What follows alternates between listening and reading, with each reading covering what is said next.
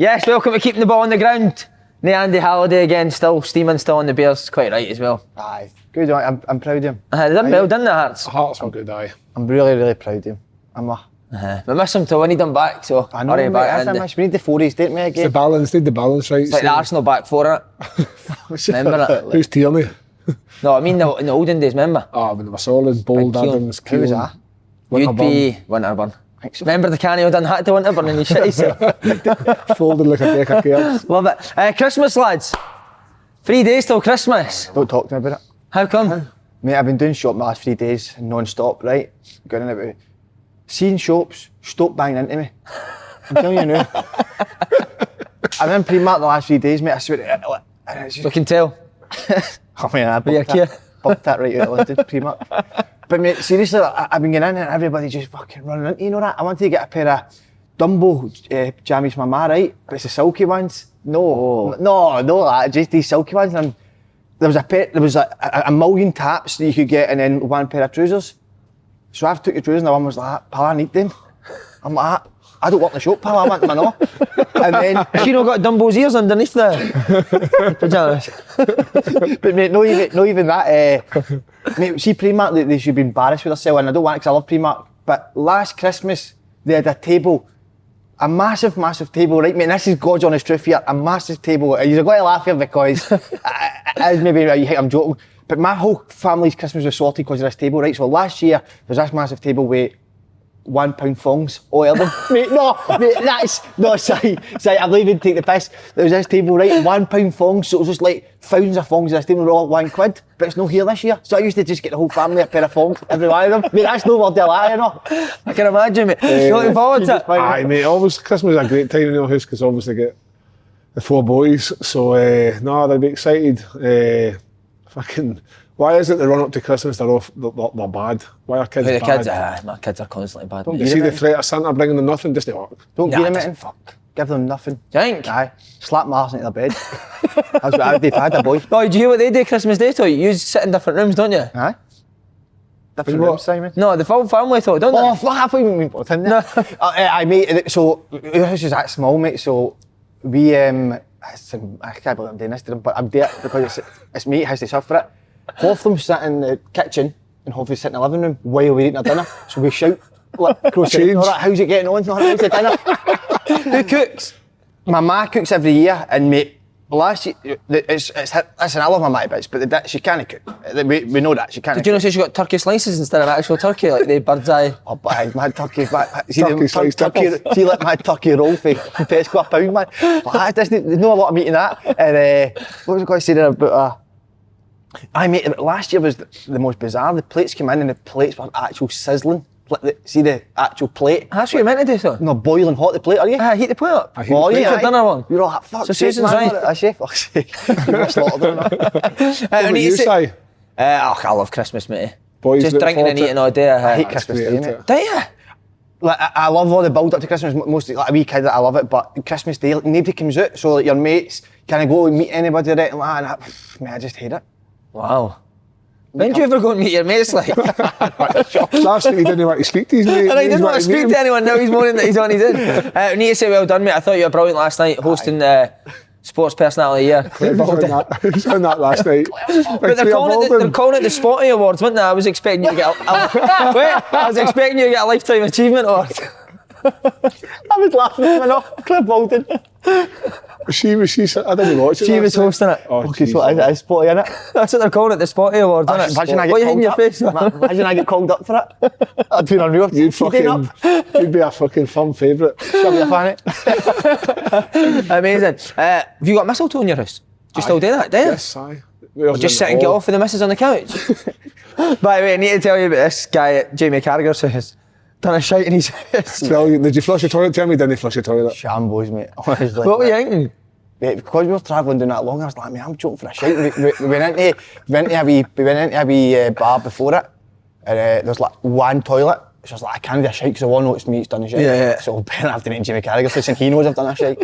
Oh, it was disastrous, wasn't it, mate? Right, before we get started, I've got good news, boys. Diageo and the SFA are back sponsoring the podcast again. Ooh, Diageo. Say it, ooh, Diageo. Say it, Diageo. Get the guitar. Aye. Can you play that? No, I don't. But Right, if you thought the prizes we were giving away last month were good, Diageo have taken it to another level this time around. What we got? Well, I'll tell you what we've got.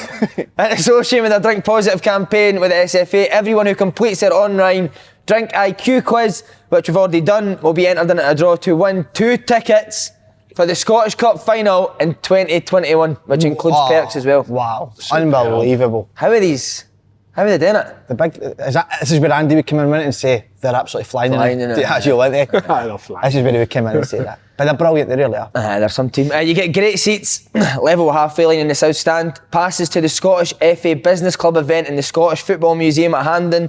Starts approximately 1 hour 15 minutes before and ends 1 hour 15 after kick-off. You've been in the museum. That's awesome. What a tour it is. Awesome. It's one of my favourite tours. The event includes complimentary bar and premium buffet. Kev, you'd like that? Oh, Q&A absolutely. with presenter and special guests, match programme and team lines. A variety of pop-ups including gin tasting. Wow. Sounds lovely. What a day that would be, eh? What's your favourite part of the museum? My favourite part of the museum is the old leather boys. Shows them. You still doing it? Full details will be posted on our socials, so make sure you keep an eye out. Thanks very much to Diageo. But also announcement that we're going to be doing a Hug Mini show with special guest. Wow. A big special guest. Wow. Really big. So that'll be going out. No, he's not actually. He's quite small. Bigger than the jet.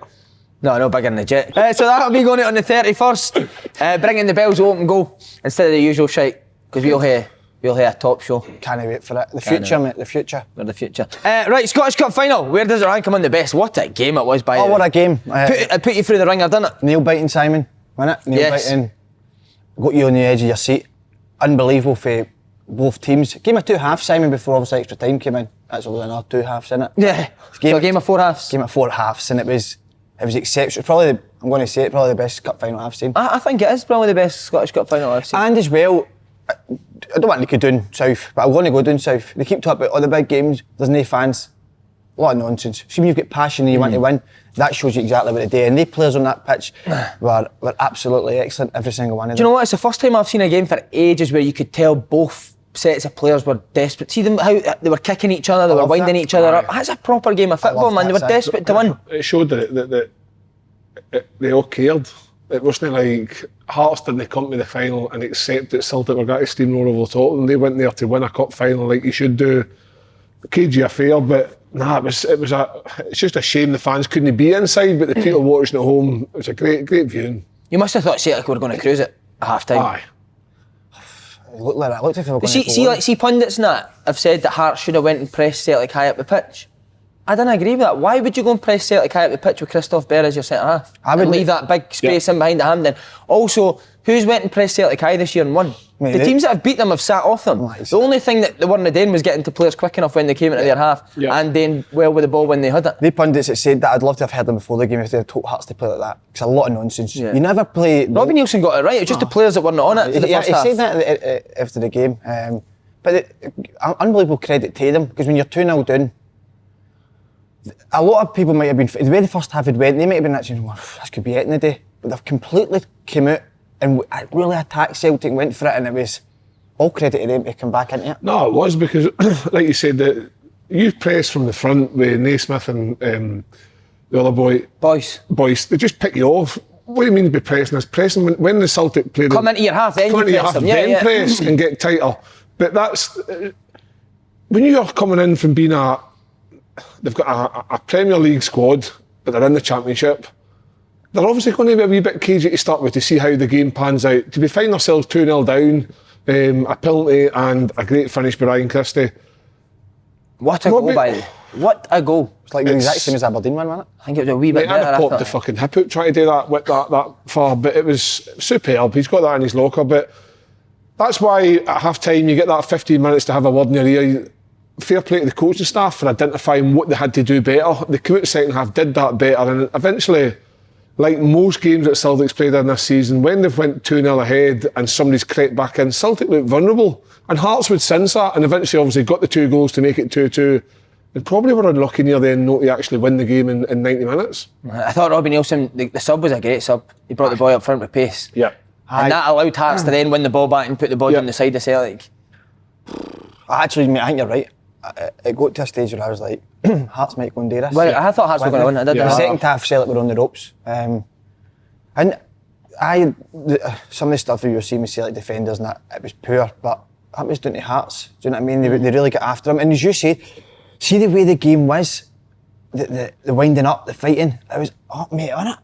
It was the best, mate. What a feeling it was. It had a bit of everything, Slaney, a bit of fucking grit. Like, see the Nazy and the Brownie stuff, that's what you want in a game of football. Yeah. Like, a bit of tit for tat. The two of them, thankfully, stayed on the pitch. They didn't get sent off, you know what I mean? Nazy, the stamp, I don't think was a stamp. I don't know if he could have put his foot anywhere else, but... I disagree. I think... Do you think so? I don't know. I'm not convinced, but... and then obviously when they get the goal, to Lee Griffiths gets the goal and Bruni's fucking doing his antics, that's what it's all about, you know what I mean?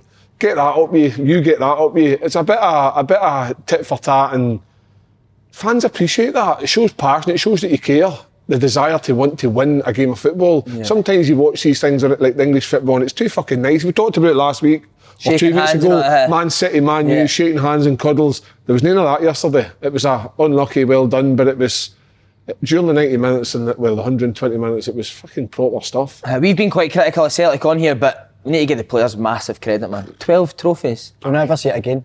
It's an unbelievable achievement, and especially with the pressure they've been under this year, the criticism they've had to go out. I know the second half and extra time never played well, but it's about winning finals, isn't it? And Celtic have managed to do that. It's an amazing achievement. I mean, I think that's you're right there. I think a final, you don't look back and say it went to penalties. You look back to see who won it, and for them to go and win 12 trophies in a row, I don't think I'll ever see it again.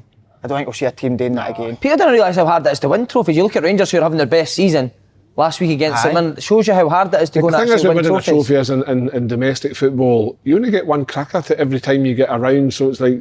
Yeah. Whereas the Champions League, you could lose a couple of good games and still go on and win the Champions League. It's very, very difficult, and to have that desire, like Celtic haven't been playing great, that's well documented, it's black and white in front of us. So to get yesterday and get the scenarios that occurred during the game, 2-0 up, 2-2, 3-2 up, 3-3, and then go to penalties and then miss a penalty, and then you've like Hearts score these two, it's game over. To actually end up winning it, it's very hard to be critical because, like Slaney says, 12 trophies. Will that ever be matched? It's tough. It's hard, isn't it, this season because... Oh, it's hard, all right. You're right, man. But we have been... Was it hard watching it? Aye. But I was honestly one of the most nervous. Were you hiding behind the telly? Did you have a wee bit of jelly belly? Was Scarf still loving it? Scarf was there. My ma ran out, she couldn't watch it. She was that nervous. Me and the dad were there. My dad had a wee bucket hat on, man. It looked... If you say like bucket hat on, mate. He was like, so he took it off at half time and got a cup of tea or something like that. And, what, in the hat? Put his tea in his hat? And then Hearts scored. She was like, get that fucking bucket hat. He thought that was obviously like a good luck charm. So we were in there, but mate, honestly, I've never been more nervous watching a game in my life. It was just, a bit emotional, Si. Was it tears? No, we done the huddle at the end, yeah. I'm not going to lie, Si. I'm not going to lie. We did at the end. But what, Simon, on the game, it's hard this season because that's why I started that 5 minutes ago. But because of you thought the players have been getting criticised, right? And that happens. You're going to go on what you're saying, but when you see what these guys have achieved, it's absolutely remarkable. And the manager as well, who's had the weight of the world on his shoulders. Only your knees would know how that feels, Kev. Wouldn't fancy me on his shoulders. Mate, again, another trophy he's won, do you know what I mean? It's at the end of the day, nobody will ever look back and say how did they play and perform to get the 12 trophies.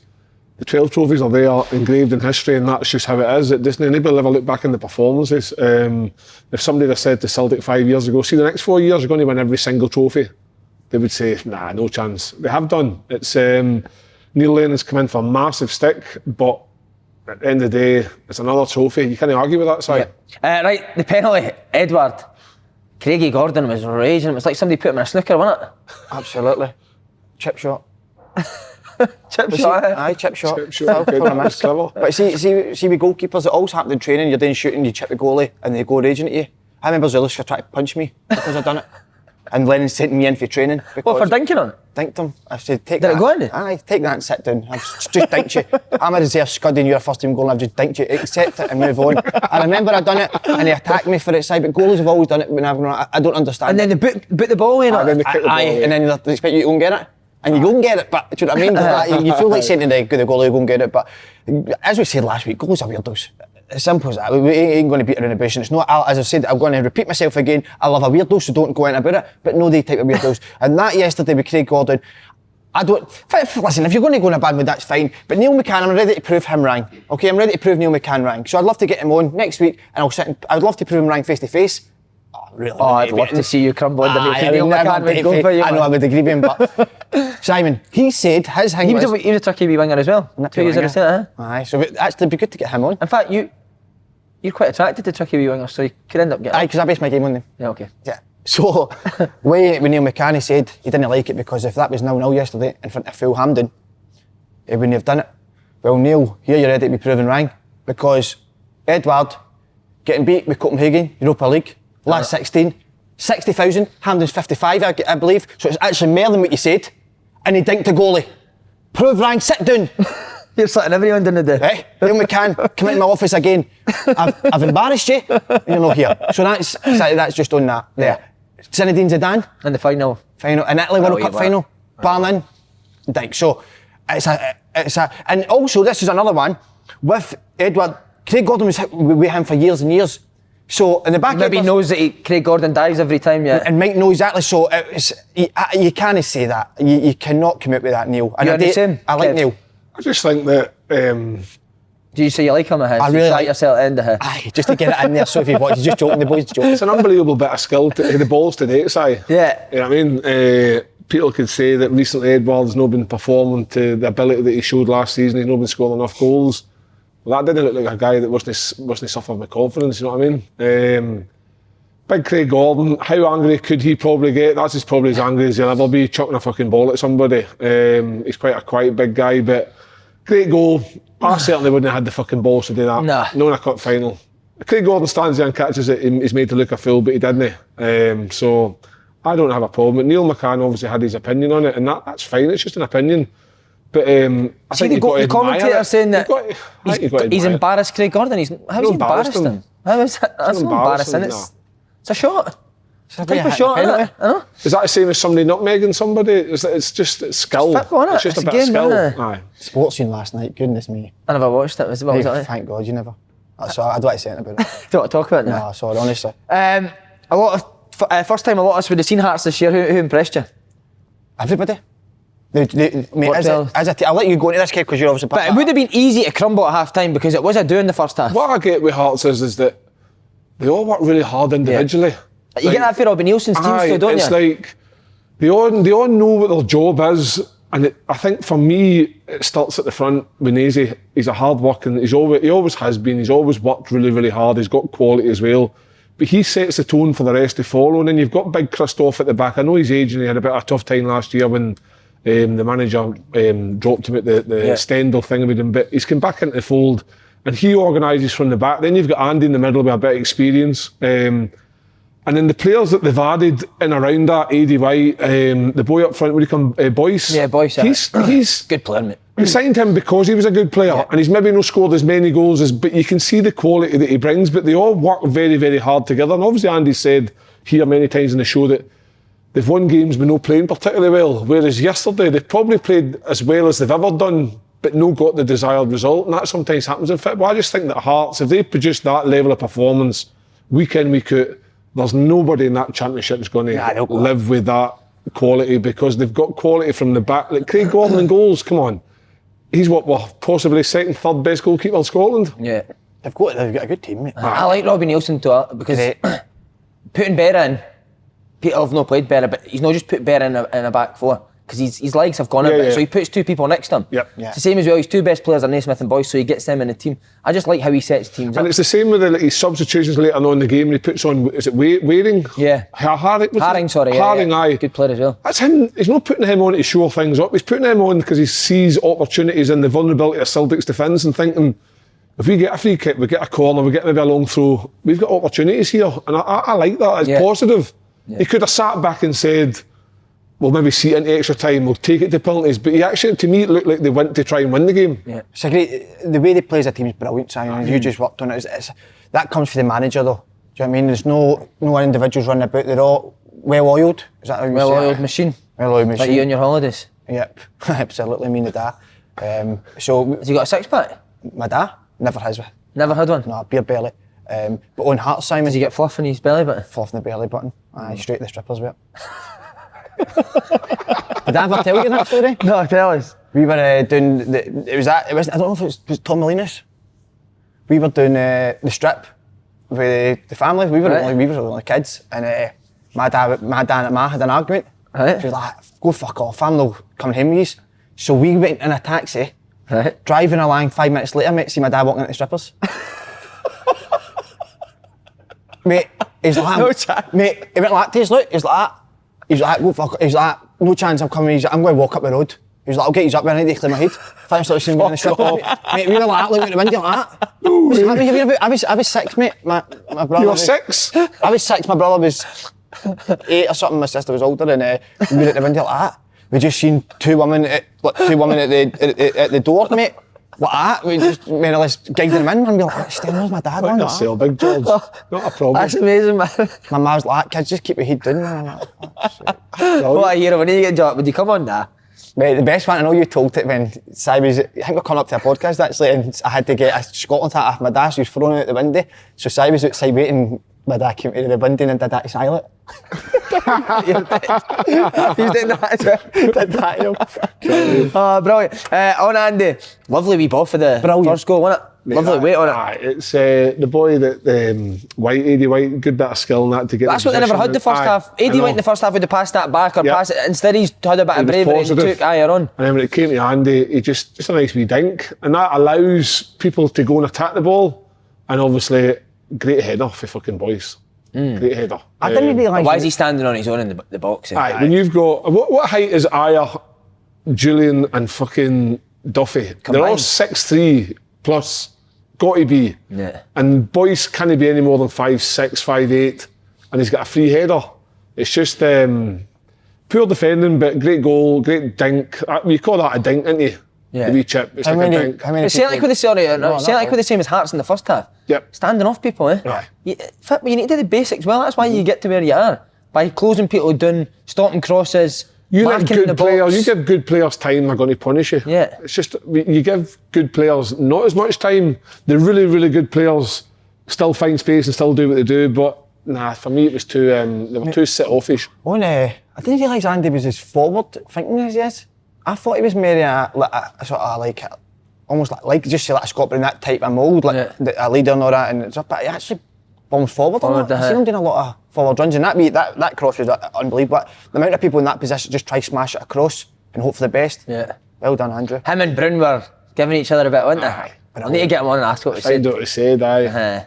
Did it carry on? It went on for a good bit. The first half, wasn't it? Yeah. Happened. But even the second half, I could see them giving each other a bit as well. But then Andy went over to left wing back, didn't he? So brilliant. I love that. Love to see it, man. Never seen much of Duffy and Andy now. Nah, never really got the chance, did it? Never got going, did it? Did they get closer to each other? Nah. We need to set that up. We need to get him on. He'll tell us the stories. So Hearts feel like a good, like with Jig as the coach and Robbie Nielsen. They seem close with the players, didn't they? They seem a good group. Brilliant, didn't they? Jig's like mate. I don't. Who's the wee guy? Gordon. He came from Mr. Flower. He came from. It's not the performance schools or something. SFA. Right? Aye, something like that. I think he did Gordon. What's his name? Just call him Gordon. Just call him Gordon. Aye. I love the way they all ran to each other when they scored. So not just jump up with each other. Jig's obviously been a manager, having finished football, like a great career. Then became a manager, and then he's took a step back into like an assistant's role.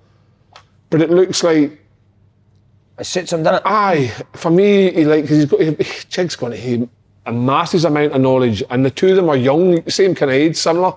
So like. They've got a lot of potential to take Hearts and do well with Hearts. I wish them well. Like, it's a good fit, isn't it? Aye, it's a good fit. It seems to be. Just on Celtic, I thought our first half was outstanding, man. Like a Rolls Royce when he runs forward with the ball. Fast, eh? Oh, fast. Quick. Quick. I wonder if he's the right back looks great for him. The only one with the right back was the first goal. he got caught out where the wee left back turned him. Yeah. That was only defensive, but I suppose that maybe can happen. But going forward, and that's probably his biggest strength, isn't it? Yeah, definitely. The ball. So you're probably right back's probably more suited for him. But my God, what a performance! The problem is with him at right back is it's not his fault because Duffy and Duffy and Julian seem to make that many mistakes that he ends up getting put back in there. Whereas if they could get a settled two in the centre defence, Aya would be a great addition because it's how quick he gets out of. Like when you're coaching and you're trying to encourage your back four to move up, come forward with the ball. When you've got somebody like Aya marauding with the ball up doing that touchline, it has the other team on the back foot, and the other ones make movement. I think that's something that Celtic's maybe not had for a while, and he's big, he's powerful, he's strong as well, so it's a good fit. But on the goal, he was very disappointing with the defending for the Hearts. Was the first goal Hearts? Yeah. Like he shouldn't be getting that. Boy controlled that ball down, flicked it over his head, running our side, and that shouldn't really be happening. That's where you can see his defensive. Like he tries to play offside a lot, which I didn't understand because he's quick and Naismith's slow, and he's trying to catch him offside in the first half. Just go Doesn't need to do it. That's why I think fullback suits him better. Because he's not. I don't think he's got defensive instincts. I think he's better. But going forward, see when Hearts scored, you could see it. You could see Celtic's confidence just drained out them, didn't you? So and this final was just saying any time you would be listening, they've won, but. So listen, it's unbelievable achievement, but just own the performance. I think it might be a bit worrying with the defence. I mean, the one with Julian and Duffy running into each other. That can't doesn't seem to be any communication. That was really bad. But what I think's even worse is there was a point in the second half when Duffy tried to play offside again. What is he doing? That was like 5 minutes to go. He doesn't know what's behind him to be trying to play offside, to be stepping up. I think that's a get out for me. Because he didn't have the pace to get in to cover the boy, so he's trying to put his hand up and look to kind of. For me, that's a get out, and that's worrying because. I think that's the worry, Kev, is how well the first half is like sort of back to the way Celtic are. Yep. But new teams know if they can get a goal. They just. You're right, Slaney. It was just incredible how the game changed. It's the same with the Motherwell game. 2-0 up, Motherwell score, you think, oh my God, Motherwell on their settings, they maybe look to get an equaliser. They go on and score the third and the fourth and it's game over, whereas yesterday, Hearts didn't. They scored that first goal and then were hungry to get the second and potentially the third bit. The third came, but it wasn't the winner. Here's one for you. Lee Griffiths should be coming on for Celtic every single week. Yep. I'm fuming actually. Every single week he should be either starting the game or on the pitch. I'm sick. I know I say it a lot, mate, but see even when he comes on, I think he just gives you so much more in terms of his work rate, 100%. Running in behind. Slaney would have watched more of Celtic last year than me, right? When Edouard and Griffiths were playing together and how good they were that saw them over the line, surely there must be a space in there for Griffiths to play again with Edouard, and they're saying that his fitness, he's only going to get fitter by playing. Those chances that Edouard misses, Griffiths scores them. Yeah, I agree. Puts the game 3-4, potentially 5. The game could have been out of sight, but that allows Hearts back into the game by no taking the chances. And when he came on, man, like great header by Brown, the determination to try and win the corner. But the reaction from Griffiths, it's the reaction. See, I'm telling you right now, if I hear one more person saying he's not fit enough, it's embarrassing. See this season, he works harder than anybody when he's on the pitch. On the pitch, and I've also you need to train how you play, right? But when Carragher said that, he said Torres not learning the same player in training, and maybe some people aren't. I don't know. And I think Rio Ferdinand said one day, he was like, the fans love Tevez for his work rate in training. He's a different guy, but if you're going to do it on the pitch. That's what it matters for Celtic. So forget it. Listen, so I'm sick of hearing this guy isn't fit because clearly he is fit when you see him on the pitch. He gives absolutely everything and he knows what it means. See, when I listen to him speak, I can see it in his eyes, his mouth. I can see he knows exactly what it means, Simon. And he's got to start now. What could you see in his mouth? Passion. All right, in his mouth, right? Hazard was a hero. The penalty saves, maybe a bit susceptible with 2 goals coming for crosses, but young, that's what you get with a young, experienced keeper. Before the penalty shootout, I think Stevie Woods would have been ready to play the next Whispering in his ear, all right. Before the penalty shootout. Do you think Stevie Woods is doing this so he can get again? I think so, and I think he was before the penalty shootout. Stevie Woods was ready to go for for the next game they're going to play. But the young man in the end became the hero, and I think you can't be. I don't think you can be critical of the goals. He could have done better with them, but when you're just in the team, you're 22 is young for a goalkeeper. That is, and it's not, he's not. He's come in because two other goalkeepers haven't been performing. Do you know what I mean? And for them to be, especially when are we going on to the penalties yet? Yeah, I've got penalties now. Right, so see on to the penalties before the shootout. I'm going to admit it. I thought Hearts had won because Gordon knows the players. Craig Gordon, experienced and stuff like that. This young boy and all that, and especially when Hearts went and Gordon saved the third penalty for Ryan Christie. I thought that was it done because nothing to do with the young boy, but the pressure that was on him then. And for him to come back and save the two was exceptional. And for him now, he can put the picture up on his wall, like the boy done, what was his name? The centre half for Celtic. You remember him, Simon, when the league didn't play a game? Oh, Compa. He can do what he done. Picture up on the wall. Do you know what I mean, sir? Yeah. Good on him. Kev, who did you fancy going into the penalties?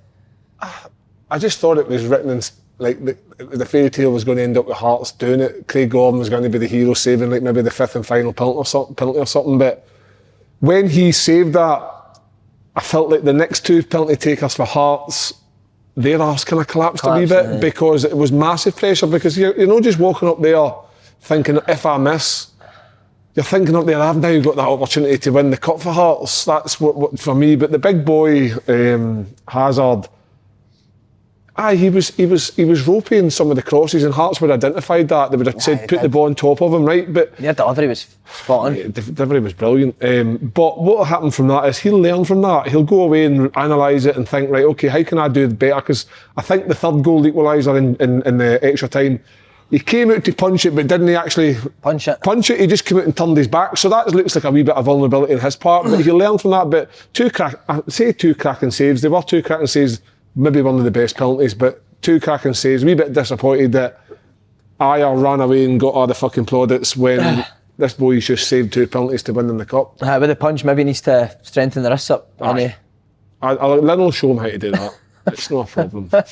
Lynn could get a shout by the way things are going. Mate, honestly. She could be in the sticks with Steve. Her and Stevie Woods. Her and Stevie Woods' back. Her and Stevie in the woods. Oh, wow. Hey, I'd love to see that. Jeez, does he like it in the woods? It certainly does. There you go. Right, on the Rangers. 73rd minute. 1-0 down against Motherwell. Will they care? No. No, it's about winning that. Especially after you've just had a defeat. I think, I keep saying it, they're proving this season so far that they're not letting things affect them. So Andy said that a few weeks ago, he said, there's going to come games where you do lose, but you can't have a blip that lasts 2, 3, 4, 5 games. Yeah. And they crunched that out. Oh, they crunched it out, right? What's that word? It's no. They stamped it out. They stomped it out. Fuck's sake, man. I know what words I mean. I can't even think of it. They thrashed it out. They get beat with St Mirren, but they stomped it out v Motherwell, because in that 1-0, because what you didn't want is a run going on. The run, and if they get beat that, because everybody was saying it's so important this game before, it was a lot of pressure built up, especially 1-0 down, and Motherwell had everybody behind the ball. It was hard. I didn't. I've never seen it. What was it? A 5-5 Motherwell played? 5-0. The outball. That's terrible, isn't it? I was loving it though. At one stage, see when they're 1-0, I was like, this is brilliant. Don't anybody come out. Just got so excited when they got on. I know. I came in at half time. We played Thistle at the weekend, and Dale Lyle, who's a big Rangers fan, is like, Rangers are fucking. Rangers are getting fucking beat 1-0. Honestly, mate, that's how much it's taking over people's lives on it. For me, I know it's crazy. For me, Rangers, when they went 1-0 down, they didn't panic, even though Motherwell parked the bus, because they did park the fucking bus. Yeah.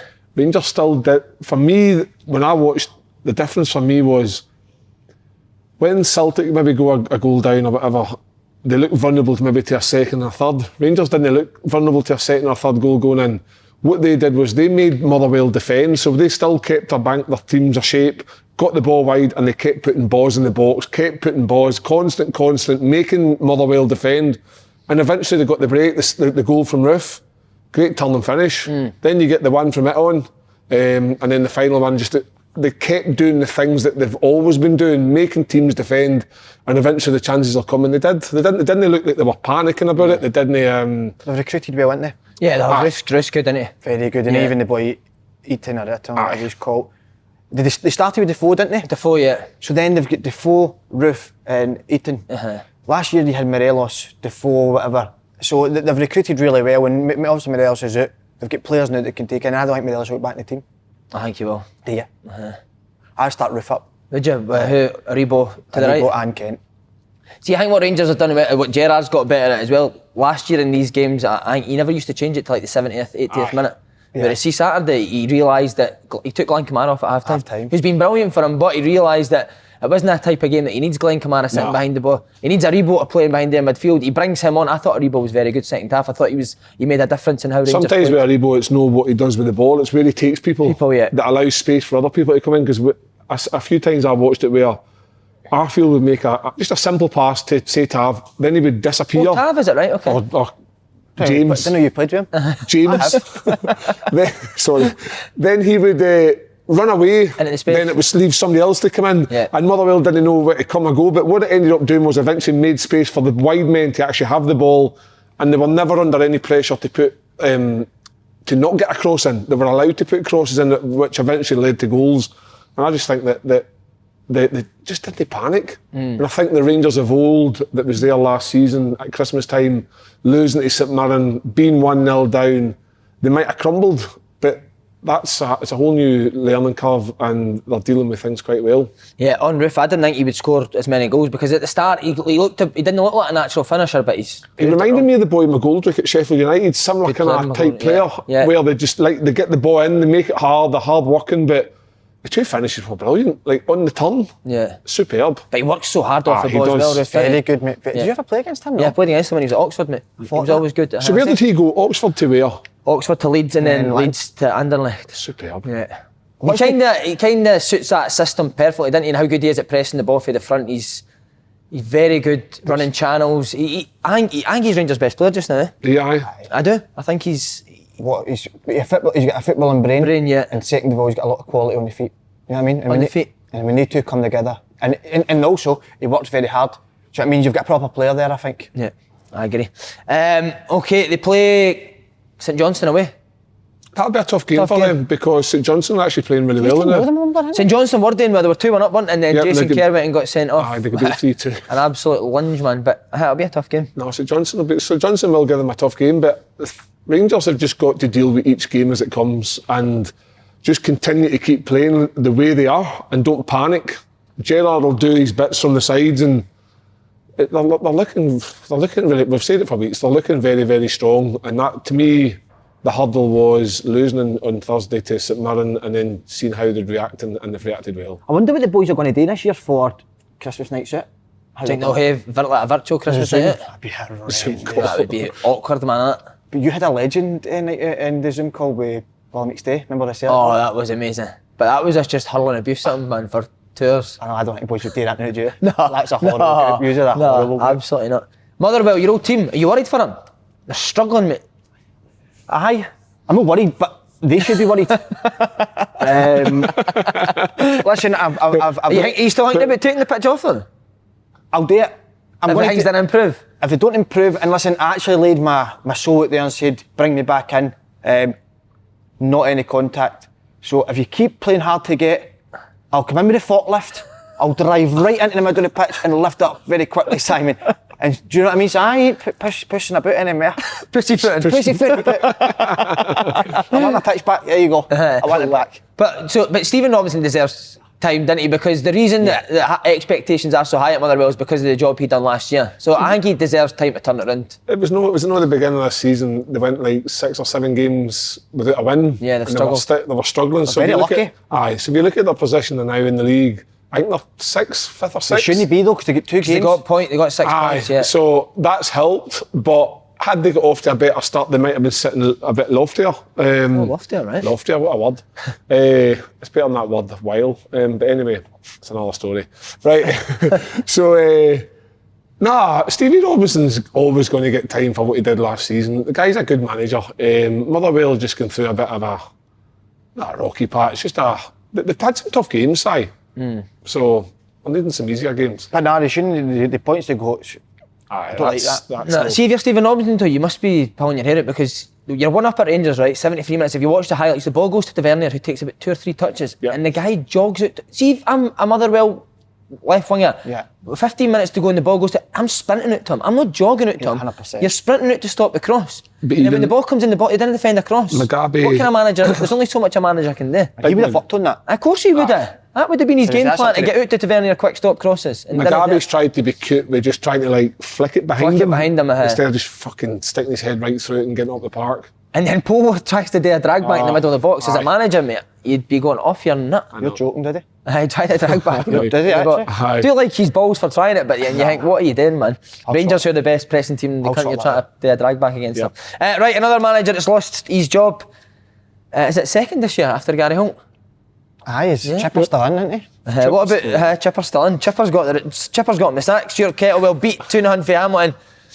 He told everyone in his post-match interview that he'd just been sacked. You ever seen anything like that? Well, the only time I had seen it, I told you this is mental about a week ago. Do you remember Gus Poyet was on BBC? Oh, that was amazing. So he's on Match of the Day. Did Mate, Match he's of the sick, Day. isn't he? He's just in Match of the Day, so he's about to talk about the game that they just watched, the highlights to whatever. And the guy went like to him, Gus, there's a statement just came out of Brighton that you've been sacked.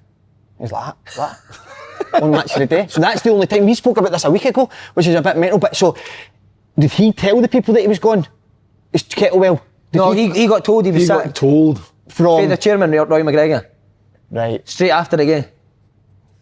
I think that's poor. There was a clip of Roy McGregor On his phone. texting in the 90th minute, and then there was a picture of Stuart Kettlewell going like I know, but this. we think he was on Tinder. Obviously, Aye, Tinder, Somebody swiping was left sitting behind and him, right. said he was swiping left and right. I think nothing right. Right. So Paul, you got sacked on there. Go do it. We had been thinking, didn't we? We didn't know how to go about it, but this is a perfect chance. Out. No, I think that's a disgrace for that chairman. Listen, I've said before, I don't know if Kettlewell is brilliant on it, and I've said my opinion on him. That's nothing to do with this. Don't be the big man sitting on your phone because you know somebody's going to... He's probably told I can't get a picture of him as well. I don't like that for that guy. I really, really don't. Right. Don't do that to people. Okay. But I'm rubbish at them now. Kev, strange situation, Matt. I don't think he covered himself in any glory by telling the media that he'd just been sacked. Oh, really, right? I think he should have kept that to himself. I felt sorry for him a wee bit because he started harping on about his family, they live in the local area and stuff, and you know what it's like yourself, it's never good losing any job, whatever line of work you're in, but I'm pretty sure Stuart Kettlewell will manage to keep himself in football at some level somewhere. Passionate guy, isn't he? Aye, he's got a desire for it. You can tell in his interviews and stuff that he'll be a coach and he'll bounce back. 10 games without a win side, it's a hard ask. But then again, you're Ross County. Ross County for me should be doing better than what they are. Yeah. So I think they've got a good budget. I think they've got a good budget. I think he puts a lot of money The boy in McGregor does invest very well in the team. But I think, remember they were joint managers? Yeah, Kettlewell and Ferguson. So do you think he's the next manager? No, he's a chief exec now. He's chief exec. Strange setup. Did he sack him? I don't know. No, I don't think. I think it was unreal, his chairman. But see, like Kettlewell, I think they go away. Like, see, when I used to play, you used to go up to Ross County. It used to be horrible to go up and play against them. Aye. They would make it horrible for you. I think managers now get a job and they want to play this expanse. I think Brian Rice has kind of done it somewhat at Hamilton, whereas Saturday just went back to Hamilton being hard to beat. He put a centre half in at centre midfield. They got on second balls. They got in Ross County's faces and they win 2-0. I think these managers want to. Of course, we want to see nice football, but you need to remember what made your team successful in the first place. I think that's the modern day manager now, not the modern day. The managers that come into football, they feel that they want to get to this level very quickly, straight away. But what you've got to do is it's baby steps. Yeah. You can't just go and change a Ross County into like a fast flowing fucking Liverpool type team. Yeah. It doesn't happen. He's got to just get them. If he just kept grinding at results and got Ross County, say, finishing 7th, 8th in the table, that would be deemed successful, and that would look so much better on his CV than. But they tried to play nice football. Yeah. Doesn't work. See, Jim Goodwin's done it perfectly. Jim Goodwin's. I think Jim Goodwin's going to have a big future as a manager. Yeah. He gets an experience back for legs in the middle of the pitch, hard to beat. He's not went and try and play outstanding football, but they're getting results by doing the basics well. It's a results-based business side. I think a lot have said that he goes and takes a lower league job first as well. Yeah, that's like, what you learn. See, getting the Ross County job, it's a big job to get for your first job. Oh, aye. Goodwin's went and done Alloa first. He's learnt the trade, how to get results on a low budget in the Championship, how to defend against better teams, and I think that stood him in good stead. And it's getting the best out of your players. Group of players that you've got. So setting up this, you want to play good football and all that. These players might not be at that level to be trying to pop it about and all that. Just get the best out of them. That's what means more. Somebody believing in you, Simon. That's what Goodwin does for his boys, isn't it? Definitely. Favourite for the job, 1 to 2, Terry Venables. Is it? I thought it was fucking Roy Evans, Are you joking? Roy Evans and Terry Venables, joint manager, they're going to do the Kettlewell Ferguson thing. So they are. That'd be brilliant. They'd be unstoppable. They could win the league. Ross County could win. If they get Venable in, they could still win the league, even this season, I'm saying. Right, realistically, who could get the job? Craig Brown. Has he? What? Brilliant. All right, breaking news. John Hughes has got the job. Yay! Yogi, what a guy. Wow. Mate, I'm delighted. I could get a wee call. I could get an assistant or a player. Mate, that's to me. Text him right now and see what he says. Can say congrats. Say congrats, mate. Do you need a centre midfielder? Phone him. We'll phone him. Phone him live because we've got him a job. We've been trying to get him a job. You've always been Yogi. We've championed him. Let's go. Get that live on air. Get that Edinburgh accent on, Ken. Yogi. Well done, like Ken. Fucking Ross County. He's just got to play the right. Fucking total football up there now. Like Ken. Yogi, congratulations, big man. You're live on Open Goal. Aye, you want to say a thank you us for championing you for the job? Aye, Yogi, do you need a centre midfielder, mate? Would you pull in the strings on Saturday? I seen you were back in. Back in, mate, against Thistle. Ran the show. I'm ready for the SPL. I heard that. I'll get the bags packed, mate, and I'll head up now, alright? You I'll keep in touch with you. Definitely, mate. See you in the next couple of days, alright? Right, Yogi, top man, congratulations, mate. Yeah. He actually wants to talk to you. Oh, no. That phone call will be getting patched. You just get a move. You just got a January move. These lads. Do you know what I'd love? Just to be like first team coach, player, just if you need to go on for 5-10 Jim minutes. McNally's going to be raging when he watches this. No, Jim will understand it. Step up, Jim knows I'm son. destined for bigger things. He wants a proper thing to see what's about. You're in there? Brilliant, what a guy. Can't believe you've not seen that winger. I'll get you up. When you're in. I'll get my feet under the carpet first and then. Feet under the carpet, absolutely, Si. There's no point in trying to do it any other way. Correct. So Yogi's got it brilliant though. Buzzing for him, mate. You all speak. But then I've just said get back to basics and Yogi will have them try to play like Barcelona. No, but and I'll be saying it's brilliant. Aye, but he's proper a good guy though. And he can coach it, mate. He's passionate. But he wants the other side as well. You need to do the basics well under him. I think it's a good fit. He's one of football's good guys that has had a bit of a tough time, I think, in Scottish football. I think that's deserved. And for me personally, I hope that he goes on and succeeds and shows people what he's all about, because I think he's got a lot about him. Oh, 100%. They'll be petrified now, the other clubs round about them. What, the they'll Yogis shut up the league, trust me. One thing he'll put in him is, you say, his confidence, mate. That chairman McGregor will back him in January, and I think he'll go and get a couple of decent players to show them up, because they've got some good. The big boy Stuart up front. Yeah. I think he offers quite a lot. So work a way round how to get the best out of him. I think they'll have a chance. I'll tell you who his first signing will be, and guaranteed Stokes will sign for Ross County. Aye. Oh, aye. Yeah, definitely. Wow. Right, Hibs dropped 2 points last minute goal to Dundee United. Missed opportunity to stay ahead of Aberdeen. Aye. You can go, Kev. Do you watch again? No, I didn't watch it, but I watched the highlights last night. Dundee United's goalie, by the way, is outstanding. He's brilliant, that guy. Brilliant. Yes, good. Isn't he? Hibs, they need to take their chances, Si. That's the kind of games that will cost Hibs finishing higher than where they should, because they're a team that create chances all the time. Like, it's not just one or two good chances, it's really, really good chances.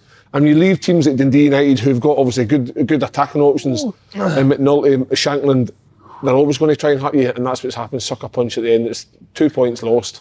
You're a big Jack Ross man. Jack Ross is, honestly, it reminds me exactly of a bird that, see at midnight when you're messaging a bird, right? And they're teasing you, right? And you're so excited. Right, Si, wait, hear this one, right? And then you don't hear fear, and you're left there like that. Come on, get back in line. You need to shout Paul Timmon. Do you know what I mean? But Jack Ross almost reminds me of that. Keeps on teasing, he's going to do it. Oh, get ya? Like that point? Yeah. Good analogy. But again, there's only so much Jack Ross can do. It's the players that are missing these chances. It's no Jack Ross. The thing is, Jack Ross is doing what he does as best as a manager. He's setting his team up to perform like that.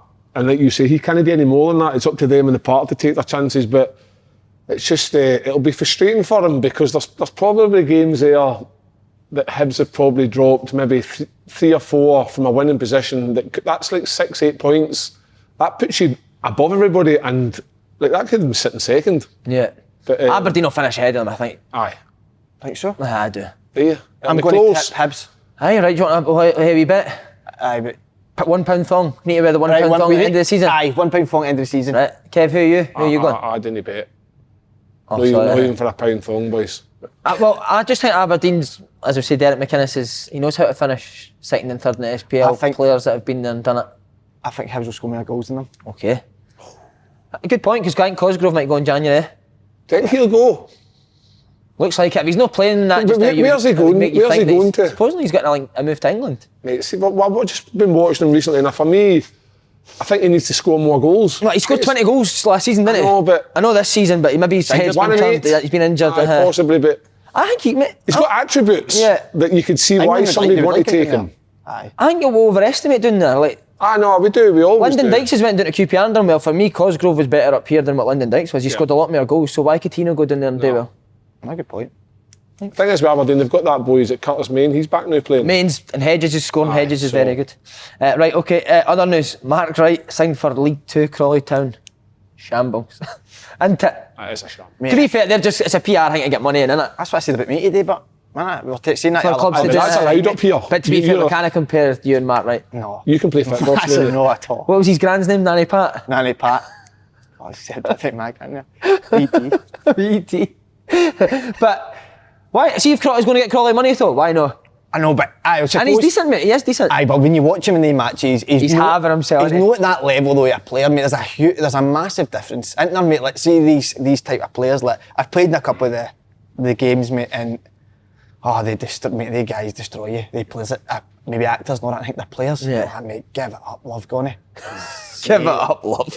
Honestly, mate, seriously. Who did you play against? That was the one I played. So listen, this one's brilliant, right? Celtic and Rangers Old Firm Classic. So Frank McGarvey, what a guy. McGarvey was the manager, right? Guy. So what's his name? Face still game, Teeth. Oh, Methadone Mick. Methadone Mick was playing, right? So he's an actor, he's not played. So during the game, Frank McGarvey was slaughtering them. Like, mate, he does slaughter, no, but mate, I mean, annihilating as if it was a proper Old Firm game. So that Methadone Mick was like, what's happening here? Like, he can't take any merit. So he shouted into Frank McGarvey, he's like, Frank, gonna calm down, like, I'm an actor. So Frank McGarvey went like, well, fucking act like a football player then. He wears a wee hat, didn't he? Mate, brilliant. That's brilliant. Mate, he is I didn't know. He's funny, mate. I didn't make him brilliant. I remember he came up to me and he was like, remember the birds I used to get? Mate, no word of lie. It was after the game where everybody was having a pint and all that, and Charlie Miller was there and all that. It was a brilliant night. And he came up to me, but I'd never really spoke to him before, didn't know him. And he came up to me and just went like, remember back in the day, sitting there in the amount of birds I used to get. It was like, there was a wee container, right, half one after every training session, me and a couple of birds. Mate, I've played in one of the charity games from, right? So I was his assistant manager because I couldn't be arsed playing. And he came in before the game, it was like Rudy Vata, Andy McLaren, as you say, actors, and his words were, right, see the day, we're not going to pass the ball, get it fucked in behind them. And Andy's like, fuck off, Frank, we're here for a game of football, we're going to pass it, get it in fucking behind them. Fucking brilliant, mate. But see, so in the games... Played for Liverpool, you know that? Did he? He was telling me that day he played for Liverpool, he was maybe you could play him, mate. Mate, see in the games, so you get like just normal punters who pay a bit of money to come and play and all that, right? They're no players, they just can't play. He canes them. So does Rudy Vata. Mate, there was a boy that was playing that had paid to play, that had paid to be there at half time. He'd like, what the fuck is this? The guy's shiting himself, man. Mate, paid money to come and play and get slaughtered. Okay. Unreal. Tommy Sheridan played as well. All right, brother. What a guy, man. Mate, the hairiest chest I've ever seen in my life. You played in any of the games, Kev? I played in a couple of charity games. No, remember the time we did the Be Inspired one? Oh, yeah. You know that guy? Kind of call them celebrities. No, but you know that guy that's on that, was it Glow Channel? Oh, Brian Matthews. Brian, I didn't even know who he was, and I said, all right, mate, who you play for? So he play every Saturday and fucking had no clue who he was. I didn't, wasn't trying to disrespect, I just didn't know who he was. And but nah, your team was a shambles that day, wasn't it? No, I was you a missed a shambles. pen, didn't you? I did miss a pen. I so told the goalkeeper where I was going, and I still went that same side and he still saved it. I like Ray. I played. What a player he is. Oh, Alec Ray can still play, mate. I'm playing his brother at head tennis up in Alexander Park next week. If You're playing what? I mean, his brother want to take me on at head tennis. Want to play? Mate, me and you fucking. Brother's a good player, by who? I've played head tennis with his brother a couple of times at the park. How do you play at the park? Because I go for a run and they're always playing head tennis, so I jump in for a couple of games. Alec used to play head tennis when I was a youth team player. He was first team Sunderland, and he played head tennis all the time. Was he good? He was good, but he's past it. His legs are done. I think he's got a dodgy knee, ain't he? Mate, I'll cut the we'll take the two of them apart. No worries. Right, next week we'll get that sorted. Charity games, celebrities. I played in the Tommy Burns one. Aye. Going to ask you that. But I'd been steaming for 3 days before it because Lenny just got the job, I think. No, it was that year Lenny got the job, wasn't it? Right. Stratton had just left, actually. That was what it was. So Lenny'd taken us to Ireland for 3 days because they go to like that Letterkenny at the end of the season. And I've never drank like this, man. Me and I think Paddy was there. We were up for like 3 days and then we had to come back on the Sunday and play the game at Celtic Park. I was devastated when Lenny said you're going on with 30 minutes to go, But I actually scored. Did you? Superb. Brilliant. What's that? It's a full house, Celtic Park, brilliant, Who was that against? It was like Celtic Legends team, wasn't it? So DeCanio and that played for that team. Were you there? Was Larson there? Larson, I can't even remember, mate. I was so hungover, That was the game the wee boy Islam Farouz came on? Islam played, Because everybody... I think he started, mate. Did he? There was a big thing about him then. But I wasn't really having him that day. He was playing against celebrities and he was kept losing the ball all the time. Is he still at a club doing the No, I don't think he's at a club anymore. Celebrities, I love watching the game, the celebrities. Comston played. I'm sure Comston played. Remember the game? This was amazing. I was in tears. Mate, we'll get the video up. The one down at Stamford Bridge, the one they do every year. The soccer head. Comston smashed a woman. Did he? Do you remember? The one with that mate. Comston just absolutely smashed her. I remember Boris Johnson running into somebody. Oh, that was unbelievable. Mate, before he tried to chase out somebody. Mate, the matches are brilliant, aren't they? Oh, amazing. But they are shite, the celebrities, aren't they? Mo Farah, remember him? Was he good? Up front, you just kept putting balls through him. No, it wasn't him, was it? No, it was Dan Campbell. Dan Campbell. He's so good at getting through, but just kept missing. Remember Bolt trying to be a player? Aye, He played. Crap. He signed with Dortmund. What? He trained with Dortmund. He signed with the Australian team, didn't he? Mikey McGlinchey played on. Did he? Said he was fucking hopeless. Yeah, mate, I don't. Just keep to your own job. Danny Drinkwater as well. Did you see that 23's game? Sparked a brawl, mate, because a young boy. Did you see the tackle? No, was it bad? Mate, it was fucking horrendous. The boys two-footed him. What, 2-footed Drinkwater? 2-footed Danny Drinkwater. The ball's there and the boys come in and the boys just thought, fuck it, it's Danny Drinkwater. 2-footed him. He's won the ball, but it's one of them ones, 2-foot, win the ball. And Drinkwater's got up and gave him a push and then it's obviously started off. I'm in the Danny Drinkwater camp there. I'd have done the fucking same. Of course, mate. If a young boy smashes you, I'd have done the same, not a problem. I'd I'd have grabbed him by the throat and choked him. Did you play against older boys in the reserves? No, but I went down. We played Blackburn, man. Cooper was playing. And do you remember the Australian guy, Vince Grella? Grella, Mate, he too fitted me, right? So I was like, well, you fucking, he's like, get up, you pussy, in his Aussie accent, mate. And we all the boys ran out to fight with him, mate. Did they? I was a true fight, but he absolutely... He was quite a tough guy, Vince Grella. He smashed me a belter. What was your QB like? Mate. No bothered his ass? There was like, so see the D in the 18-yard box, didn't come out of there. I loved it, it was brilliant, innit? What about you, Kev, older players? The only one for me, when I was at Sunderland, we signed the guy Thomas Helmer, played in a couple of World Cups in Germany, and we were on a away trip to Villa. Sitting in the back of the bus, he's like, I've played in fucking many World Cups and I'm on a fucking reserve bus going to fucking Aston Villa. What the fuck is this shit? And he just, like Yakubu in the D as a centre half, he didn't need to move, he was just fucking brilliant. Straying balls all over the place. Brilliant, but that's the reserve thing is an experience because you do get to meet some players that have come back for injury and stuff that you maybe never actually got the chance to play against. I played, mate, Derek McInnes was brilliant. Was he? Aye. Dale was good, aye. Round the corner, helped me all the time. Alec Ray was brilliant for Rangers.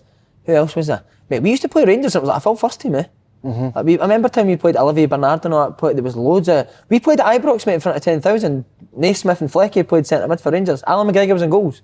Was he? We had Paddy played for us, Massimo Donati played for us. I scored a volley, I shoot the tap off in that. I played against Rooney, reserves. What age was he? No way. Mate, shit, God, this kid come on. And you were like, holy fuck, who's that? Aye, and everybody was like, he's a part of it. Because everybody talks just like they do in Scotland. They say, he's the next big thing. And then he was... Where did he play up front? He came on, I think he scored 2. He was fucking brilliant. Wow. Unbelievable.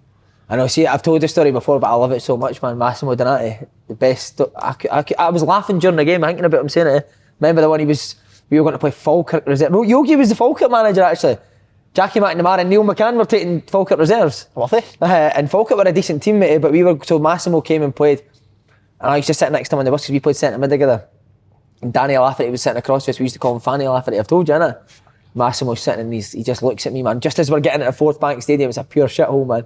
Driving in, he just looks at me. He's like, mamma mia. The fucking San Siro to the fucking Fourth Bank Stadium. The fucking Paolo Maldini to fucking Fanny Lafferty. I couldn't even move. I just kept laughing the full game. Mate, that's mental. You've actually stayed him. See that game I was talking about, the Celtic and Rangers Legends match? He turned up. He's see the wee guy that's always with him? Thingy that Massimo, he's a Massimo as well, owns a restaurant in the town. Is it? He pulled him off during the game and said to the guy, don't ever invite us to this again. Because it was a Jambos. So he was working in Serie A. So they've asked him to come here for an Old Firm. He thought it was an Old Firm fucking Legends match. He was up in Kilwinning Rangers Stadium. He turned up, there's 100 Rangers fans giving him a beast. No, that's brilliant. Amazing, man. But then you got first team players who were amazing with young boys, man. Like, see Paul Lambert, unbelievable. Mate, Bruni was unreal with younger guys. Was he? See when I was off from injury, right? I came back and I don't know if my head was oily off it, man, but I don't know. Probably was. Aye, good chance. Aye, it probably was. And I remember I came in, so at Celtic you have to sing a song when you're first there, and Bruni was like that, so all the boys were like, hurry up and sing. Bruni was like, leave me alone. But it was brilliant at that time. You could tell that you were... He obviously was struggling, he was just like, leave me alone, mate, what a guy, So the majority of them are good, like Big Charlie was brilliant and all. Yeah. Be fair, he wasn't even a first game on. I remember that, I came you, didn't he? So I loved it though, so me and Charles... Charles, let's call him Charles. Charles always looked out for me, not that. The actor you're talking, Charles actor? Charles the actor, yeah. We don't see him as a footballer now. In fact, he's one of the actors that we're talking about, isn't he? But I remember Charles and got on really well, we had a laugh, it made you feel welcome and all that, and then on the game, took my first touch, came right down and slaughtered me. Fucking get a grip and all that. You're now playing at first team level, but I loved it. Yeah, because see if somebody's like unlucky, you wouldn't feel part of it. Like you feel sorry for it. He made you feel that's it now. Get going. Yeah, I love it. That's kind of personality gets passed on to players. Like Charlie would have became that person because somebody before him was like that, and it's going for the game, mate. That still goes on, and you always think like I remember when some of your first team players would take us out for the cinema. Alec Ray would always take us to the cinema. Would he? I think Alec was going through a tough time. He'd always ask the young boys who'd like to come to the cinema just to keep him company and stuff and that through his tough time and that, and it was great. But see the minute you didn't do things right in the park, he was fucking doing your throat and you're like, all right, okay. You thought you were a mate 1 minute, but it was business. Yeah. So, but that's something I think still continues through football, where like Bruni would have been maybe the young stupid boy at Hibs and carrying on, got a move to Celtic and became the character and that just keeps getting passed through. Yeah. The best was Danny McGrain when we first team players used to come down. Danny used to get their names wrong and all that. He called Johan Mjällby Jan Mulby once. Johan was playing centre half, he's like, fucking Jan Mulby. And Paul Lambert was the captain of the club, mate. Kenny McDowell used to flip the flip chart over at pre-match and it would just be your initials on if you were playing. And fucking Lambo was playing one day, it was PL and Danny's up doing the set pieces. He's like, who the fuck's PL? Fucking Lambo, Danny, the club captain, man. Only Danny would get away with it, Was he the best Lambert with young boys? Oh, just, mate, do you know what? He'd always talk you through a game, I loved that so much. Brilliant, isn't it? Mate, see in the warm-up, you'd all go out and warm up and Lambo would sit in the changing room with his boots untied, socks down at his with a cup of tea. He'd come out and sit on the bench and watch you all warm up, drinking his cup of tea. He'd walk on the pitch, do about 10 keepy uppies, walk back in, get changed, come out and fucking run the show. Didn't even do a warm-up, How good is it? Amazing. Try to think of other players that were there when I was there. David Fernandez, remember him? Livingston did not give a fuck, man. He was like your Cuban, mate. Just he was my walked strike partner at Kilmarnock. Was he? Aye, some chop on him. Good player, mate. Some chop on him. What a player. Tomo was good. Alan Thompson came down with it. He got pied for the first team. He would smash it, mate. He kind of made you realise what it took to be a first team player. See when he came down to reserve, mate, it was a World Cup final, smashing boys in it. Tomo was a legend. I remember it. I took the man when I was in swimming in the morning. Nah. So I was injured and had to be in for half 8. So G, the physio, took me into the swimming pool. So Tomo came in and I was doing, but it was the one you put the band round you and you're swimming. Yeah. So Tomo comes Doggy in. paddle. Tomo comes in, he's like, stop, lift your head up. He's like, take your goggles off. He's like, fuck me, you are ugly. And just walked out. He loved that, didn't he? Mate, all the time. So I was swimming. Stop. So he's like, stop there, take your goggles off. So I thought, maybe he's got the gaffer wants me or something. And he went like, fuck me, you are ugly. And just walked out. And, mate, so I just went back, put my goggles, started swimming. I was just like, what am I doing? Just wanted to drown. Wanted to drown, mate. Horrible, man. But mate, see, to be fair to Tomo, mate, he was brilliant. So as much as he could be hard on boys and all that, his training was excellent. Yeah. And he was good. So the amount of times you always be like, when I came out, he was like, fuck me, you training, we must have needed more numbers than this. But it made you feel part of it. Like, yeah. And if you were good, he would say you're doing well and all that, and spoke to you about. And I remember when we used to do crossing and finishing and all that, Tomo was brilliant, mate. Yeah. He would come here and tell you how to do it and all that, whatever. But Tomo was my favourite player. My favourite first team player. Mate, what a guy. He was very good. Right, that's us, lads. That's us, No boys. chance. That's been... That's where I like Andy, because he wants to keep it on. Keep it going, I just want to get... What's happening now for Christmas? What he's doing? Can I come up Christmas Eve? Do you know what I'm doing Christmas Eve? By the way, there's a legend just coming in, but don't reveal. Don't reveal yourself. Cheese board. What's Christmas happening? Eve. You like a mate. cheese board? Oh, Where do you get the wait, cheese from? you're posh, cheese you've turned board, posh. red wine. Oh, Where do you mate. go He's for your turned posh. cheese? Aldi. So I'm not posh. But Aldi cheese- specially selected is... Andy there loves you cheese go. boards, There's a you know. wee tip for you. Cheese board, Aldi specially selected. I think it's £6. Mate, I'll tell you what a Christmas morning should be. Right. Oh, fry up, can I and brew. Deposit. Aye, absolutely. All sitting on the table having a laugh, open your present, going up with shite and all that, take that back, whatever. And then the food, what'd you get for your dinner? We spoke about this other day. What'd you get your Christmas dinner? Well, I normally go down to Schnarr to the farm. Lynn's mum and dad still live on a farm, and they have tea about What, do you like sacrifice a pig or something in front of you? 7 o'clock at night because the boys are still working on the boys are still working on the farm, so we don't need tea. What, they work Christmas Day? There's Lynn's brother, Jamie. He's a footballer. He's a farmer now, so he works Christmas Day. I'd love to be a farmer. You want to be a farmer, didn't you? You want to be a farmer, That's but my take him ideal down for job. work experience. So what do you have, turkey though? Aye, proper fucking turkey, a homemade stuffing, everything. What about you? What about Christmas dinner? Turkey? Turkey, I think some of them are having a curry this year. The ones that are in the living room are having a curry. The other ones are having a traditional Christmas dinner kitchen. Right, lads, amazing. Merry Christmas, everybody. Merry Christmas, Merry everyone. Merry Christmas. Christmas. Aye. You know what, sing a Christmas song? Snow is falling. That's shite, that one, isn't it? Aye, just go. Nah. Aye.